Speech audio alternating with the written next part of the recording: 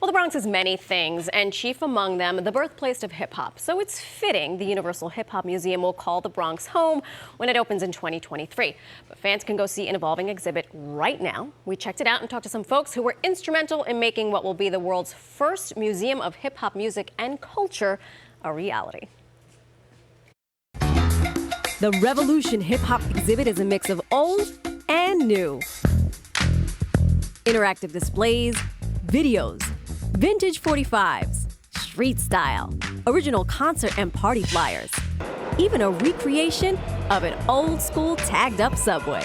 I was in between the 2 and the 6, so I was in a 2-fare zone. What train did you take? I took the 6 train, Soundview. Bronx Borough President Ruben Diaz Jr. helped bring a hip-hop museum to where it rightfully belongs. Not to have it here in the Bronx is like having the Baseball Hall of Fame in Moscow, in Russia. So this is going to allow for us to create jobs, tell the story, bring in tourism. This is going to be a world-renowned destination point.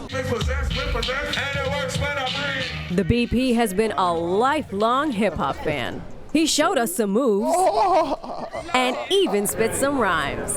We do a little lottie-dottie. Lottie-dottie, we likes to party, we don't cause trouble, we don't bother nobody, we're just a man that's on the mic, and when we rock up on the mic, we rock the mic, right? Lottie-dottie. I wore Pumas until there was a whole Boogie Down production against the Juice Crew All-Star Battle. And what happened? And then when KRS-One said, "With your whack Puma sneaker," you better change what comes out your speaker. You're better off talking about your whack Puma sneaker. So KRS-One said, "Whack Puma sneaker." That's how influential hip hop was. So then you took your Pumas and you threw them out. Sorry. Rocky Bucano is a Bronx native, former DJ, and executive director of the Universal Hip Hop Museum. When people come to this museum, walk me through what they will actually see. Well, this particular phase of the exhibit is telling the story of the early origins of hip-hop history. There's many movies that people can watch as they stroll through what we call the historical hallway.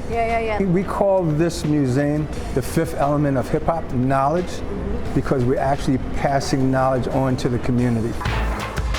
Who is this? You know, in this you have a young Curtis Blow, a Mr. Magic, DJ Junebug, JDL. Joe Conzo, the first paparazzo of hip-hop, is sharing his work with the museum. And you said to me earlier, you were like, I happen to have a camera and I just wanted to hang out with my friends. Exactly. And you're just like, taking pictures, and fast forward 40 years later, I was just so fortunate to be that young kid with a camera.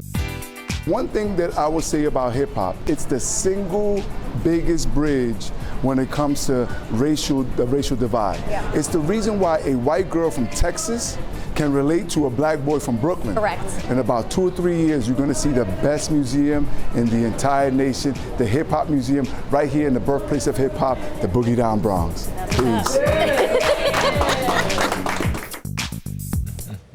I've covered a lot of stories in my 20 years doing this crazy business of ours. By far my favorite, because it's just, the museum, that's just a little pop-up. The real museum, not the real museum, but the big museum will be in 2023. And celebrities are throwing their weight behind this. They've already they received a $3.7 million state grant last month. LL Cool J is throwing his weight behind it. Nas is throwing their weight. They all want to try to raise money for this. There's like 17,000 stories in one square.